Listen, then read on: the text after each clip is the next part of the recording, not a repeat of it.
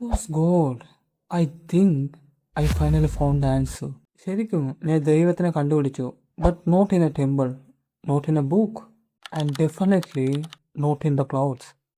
Who is God? ആരാണ് ദൈവം? Is it a mystery, a void, a creator, a human, or just a statue sitting in a temple decorated with gold? നമ്മൾ പറയും that is God. But my question is who? Not your thoughts, not your traditions, not your point of view. Who is that actual entity that runs this show? നമ്മൾ ദൈവം എന്നൊക്കെ പറയുമ്പോൾ നമ്മുടെ മനസ്സിൽ വരുന്ന ഒരു ഫസ്റ്റ് ഇമേജസ് ഉണ്ട്. ജീസസ്, അല്ല, ശിവ ഓർ വിഷ്ണു. പക്ഷേ ഇവരെല്ലാവരും ഗോഡാണോ അതോ നിങ്ങളുടെ ബിലീഫ്സ് മാത്രമാണോ? Listen to this. You are walking a busy street, hungry and broke. Suddenly, you find a 500 rupee note on the ground. You look up and say, thank God, what a miracle. But wait, actually, someone dropped the cash. A hardworking person is crying right now because they lost their day's earnings. So if you gain, it's a God. If they lost, what's it?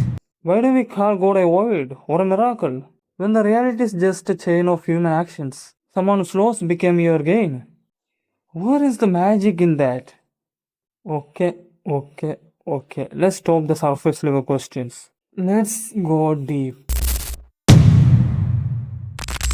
ദൈവം ഒരു വ്യക്തിയാണോ, ഒരു ശില്പമാണോ, അതോ ഒരു cosmic magician ആണോ? Science says God is infinity or the singularity. But can science actually find God? Definitely not. സയൻസിൽ എപ്പോഴും ഒരു ഒബ്ജക്റ്റ് വേണം, അതിനെ ടച്ച് ചെയ്യാൻ പറ്റണം, സ്മെൽ ചെയ്യാൻ പറ്റണം, ഓർ അറ്റ്ലീസ്റ്റ് മാത്തമാറ്റിക്കലി പ്രൂവ് ചെയ്യാൻ പറ്റണം. Science is A process of discovery based on fixed dots. If you want to measure the ocean, you need a scale. But how can you measure something that has no boundaries? How can a human brain, which is a small biological machine, dig on the source of entire universe? It's like an ant trying to understand the internet. It's impossible.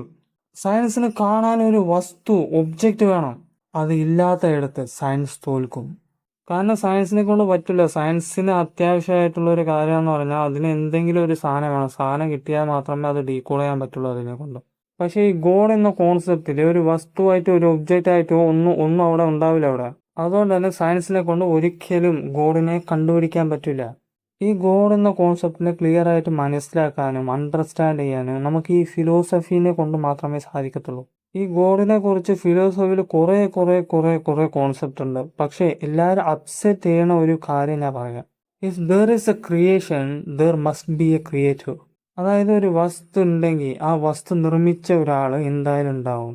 For the example, ഒരു ചിത്രം ഉണ്ടെങ്കിൽ അത് വരച്ചവനുണ്ടാവും. ഒരു building ഉണ്ടെങ്കിൽ അത് കെട്ടിയവനുണ്ടാവും. So if the universe exist, a creator must exist. That is the logic of God. കാരണം ഈ ഫിലോസഫി വന്നിട്ട് കുറേ പേര് അപ്സെറ്റ് ചെയ്യണ ഒരു കാര്യം, അതുകൊണ്ടാണ് ഞാൻ പറഞ്ഞത്. But my question is still there. Who is he? Science still says what? The universe is made of atoms, energy. Philosophy starts where the what ends. ദൈവത്തെ ദിസ് ഈസ് ഗോഡ് എന്ന് വിരൽ ചൂണ്ടി പറയാൻ പറ്റില്ല ആർക്കും. റിയാലിറ്റിയിൽ ദൈവം എന്നൊക്കെ പറയണത് ഒരു വാട്ടല്ല, അത് ശരിക്കും അത് വന്നിട്ട് ഒരു ഹൂ ആണ്. നിങ്ങൾ ഫോളോ ചെയ്യുന്ന ദൈവം, നിങ്ങൾ ആരാധിക്കുന്ന 1000 വിഗ്രഹങ്ങൾ, it is just an object of your belief. അതിൻ്റെ ഉള്ളിൽ ഒന്നില്ല എന്നതാണ് റിയാലിറ്റി. അത് നിങ്ങൾക്ക് നന്നായിട്ട് അറിയാം. നമ്മൾ വിശ്വസിക്കുന്ന ഗോഡ് ഒരു പക്ഷേ ഒരു മനുഷ്യനാവാം, ഒരു വാക്കാവാം, അല്ലെങ്കിൽ ഒരു സെഞ്ചുറിയായി നമ്മൾ കേട്ടുകൊണ്ടിരിക്കുന്ന ഒരു സ്റ്റോറി ആവാം, എന്തുമാവാം. നമ്മൾ ആ കാര്യങ്ങളൊക്കെ ബിലീവ് ചെയ്യുന്നതുകൊണ്ട് മാത്രമാണ് അവിടെ ആ ദൈവം ഉള്ളത്. സപ്പോസ് നമ്മുടെ ആ ബിലീവ്സ് പോയി കഴിഞ്ഞാൽ ദൈവം വാനിഷാവും, പോവും, ഇല്ലാതാവും. The power isn't in the statue, the power is in your belief. അതായത് ആ ശില്പത്തിലല്ല പവർ, നീ നൽകുന്ന വിശ്വാസത്തിലാണ്. ചിലപ്പോൾ ഒരു മനുഷ്യനായിരിക്കാം, ചിലപ്പോൾ അങ്ങേരുടെ ഫിലോസഫിക്കൽ തോട്ട്സ് ആയിരിക്കാം, ചിലപ്പോൾ നമ്മൾ കേട്ട കഥകൾ, അങ്ങനെ കുറേ കാര്യങ്ങളുണ്ട്. കാരണം നിങ്ങൾ ആ കാര്യത്തിനെ വിശ്വസിക്കുന്നുണ്ട്, അതുകൊണ്ട് നിങ്ങൾ അതിനെ ഗോഡ് എന്ന് അംഗീകരിച്ചു കഴിഞ്ഞു. നിങ്ങളുടെ അതേ താല്പര്യം, അതേ വിശ്വാസം അല്ലെങ്കിൽ അതേ ബിലീവ് വന്നിട്ട് മറ്റുള്ളവർക്കും അതേ കാര്യത്തോട് വരണമെന്നില്ല. ഓരോരുത്തർക്കും ഓരോ തരത്തിലുള്ള വിശ്വാസങ്ങളുണ്ടാവും. അപ്പോൾ ഇതെല്ലാം ഒറ്റക്കെട്ടായിട്ട് പറഞ്ഞാൽ ഇതാണ് ഗോൾ എന്ന് ചോദിച്ചാൽ നിങ്ങൾക്ക് കുറേ ആൻസേഴ്സ് വരും. ആ ആൻസറിന് അവസാനവുമില്ല. കാരണം ഒരാൾ പറയും തൻ്റെ വിശ്വാസമാണ് വലുത് എന്ന്, മറ്റൊരാൾ പറയും തൻ്റെ വിശ്വാസമാണ് വലുതെന്ന്. പക്ഷേ നിങ്ങളുടെ ഒരു പേഴ്സണൽ പ്രിഫറൻസ് വെച്ചുകൊണ്ട് മാത്രം ദൈവം എന്താണ് എന്ന് കണ്ടുപിടിക്കാൻ പറ്റുമെന്ന് ചോദിച്ചാൽ പറ്റില്ല. ഗോഡ് എന്ന് പറയുന്നത് ഒരു മതത്തിൻ്റെയോ ഇല്ലെങ്കിൽ വിശ്വാസത്തിൻ്റെയോ ഒരു കാര്യമല്ല. ഇത് വന്നിട്ട് ഈ പ്രപഞ്ചം ഇല്ലെങ്കിൽ ഈ ഭൂമി എങ്ങനെ ഇത്ര കൃത്യമായിട്ട് ഒരു വ്യക്തി ഉണ്ടാക്കി, അത് ആരാണ് എന്നാ സെർച്ചില്ലേ, ആ സെർച്ചിങ് ആണ് കാര്യം. എന്നോട് ആരാണ് ദൈവം എന്ന് ചോദിച്ചാൽ ഈ ഫിലോസഫിക്കും സയൻസിനും എത്ര തിരഞ്ഞു കിട്ടാത്ത ഒരു ആൻസർ ഞാൻ പറയാം. നീ യു ആർ ദ ഗോഡ്.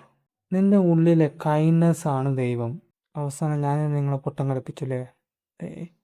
ഞാൻ ഈ കൈൻഡ്നെസ്സിന് പറയാനുള്ള ഒരു റീസൺ വന്നിട്ട് എല്ലാവരും ഈ കാര്യത്തിൽ ലവ് എന്നൊക്കെ പറയും. പക്ഷേ ഈ ലവ് എന്ന് പറയുന്ന ഒരു കോൺസെപ്റ്റ് തന്നെ വേറെയാണ്. നമുക്ക് ഇഷ്ടപ്പെട്ടവർക്ക് മാത്രം നമ്മൾ ചെയ്യുന്ന ഒരു കാര്യമാണ് ലവ്. നമുക്ക് ആരാ എന്താണെന്ന് അറിയാത്ത ഒരു വ്യക്തിക്ക് എപ്പോഴും ലവ് കൊടുക്കാൻ പറ്റില്ല.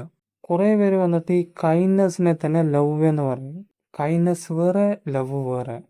ഈ ലവ് ആൻഡ് കൈൻഡ്നെസ്സിൻ്റെ വ്യത്യാസം പറയുകയാണെങ്കിൽ, ഇപ്പോൾ നമ്മൾ റോഡിൽ നടന്നുകൊണ്ടിരിക്കുകയെന്ന് വിചാരിക്കുക. നടന്നുകൊണ്ടിരിക്കുമ്പോൾ ഓപ്പോസിറ്റ് ഒരു വ്യക്തി വരുമ്പോൾ അങ്ങനെ കാല് സ്ലിപ്പായി വീണു. അപ്പം നിങ്ങൾ ഓടി ചെന്ന് ഹെൽപ്പ് ചെയ്യണില്ലേ, അതിൻ്റെ പേരാണ് കൈൻഡ്നെസ്. സപ്പോസ് അതേ ആൾ വന്നിട്ട് വേറെ ഒരു പേഴ്സൺ നിനക്കറിയണം, നിൻ്റെ ഫ്രണ്ട് ആരെങ്കിലും ആണ് അങ്ങനെ വീണെങ്കിൽ നീ അപ്പോൾ പോയി ഹെൽപ്പ് ചെയ്യണില്ലേ, അതിൻ്റെ പേരാണ് ലവ്. കാരണം ലവ് എന്ന് പറഞ്ഞാൽ ഒരു പേഴ്സണലൈസേഷൻ ആയിട്ടുള്ള ഒരു കാര്യമാണ്. നമ്മൾ ആർക്ക് എത്ര കൊടുക്കണം എന്ന് തീരുമാനിച്ച് വെച്ചിരിക്കും. പക്ഷേ കൈൻഡ്നെസ് എന്ന് പറയുന്നത് ഡിഫറെൻ്റാണ്. ഞാൻ ഈ കോൺസെപ്റ്റിൽ ഗോഡ് എന്ന് പറയണത് ഈ കൈൻഡ്നെസ്സിനെയാണ്.